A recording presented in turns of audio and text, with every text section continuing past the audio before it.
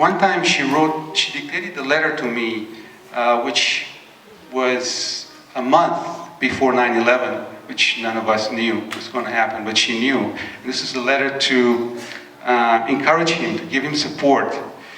And she was talking about Sri Krishna advising Arjuna in the Mahabharata, and here she was, God Almighty, Sakshat Sri Krishna, advising the President of the United States. And after 9/11, again, she talked, a lot about it, and I had this question in my mind that I knew I wanted to ask her about why 9/11 happened, and so I kind of offered it to her, and I said, Shrimataji, the 9/11 happened because the negativity was hidden, and it had to come up to the light and raise its ugly head so that it can be seen and its head could be cut off. And she said, that is correct.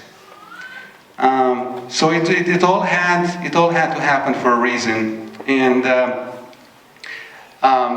one time we were offering gifts after a puja, I think it was a Diwali puja, and I offered a gift from, I think it was America or maybe our region, and Shrimataji started to talk to me about Bush while we were on the stage, and she said, when I landed with the plane with CP, they held the plane on the tarmac for quite some time, and two men dressed in black suits came to our seat, and they asked CP, is this Mrs. Srivastava? And he said yes. They were from the Secret Service. And then she said they had a helicopter escort for our cars, from the airport to the hotel. And then she looks at me and she says, did you do that? And I'm like, no, Shrimataji, it's all you. But he knew who she was, and I mean, he knew of her, and he asked me to give him 3 gifts: Metamorph Era, Bible Enlightened, and a very expensive pen, Mont Blanc, which cost like about $1,000, which he returned because there was a limit to the amount that he could receive. And Shrimataji said, he's a very honest man. And at some point she goes, I know exactly what he's doing this very moment. He's reading my book. Shrimataji. So I want to tell you one last story, because I know time is short, and I've spoke for a long time, and thank you for indulgence.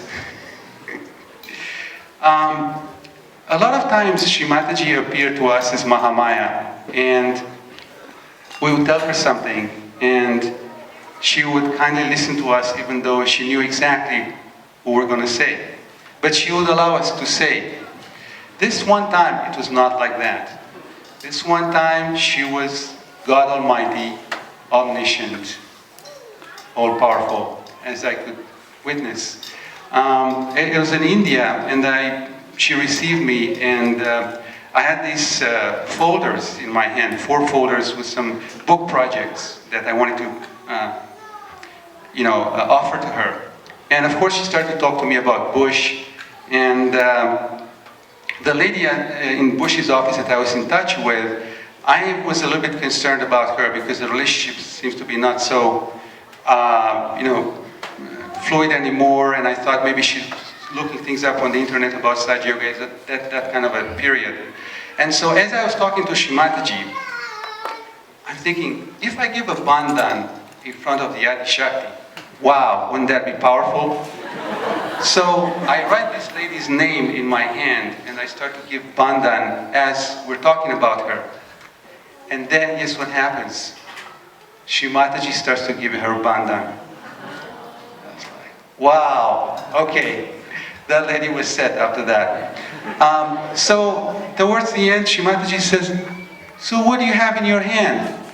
So I started to give her one by one these folders, which had like a skeleton of the book plan that I had.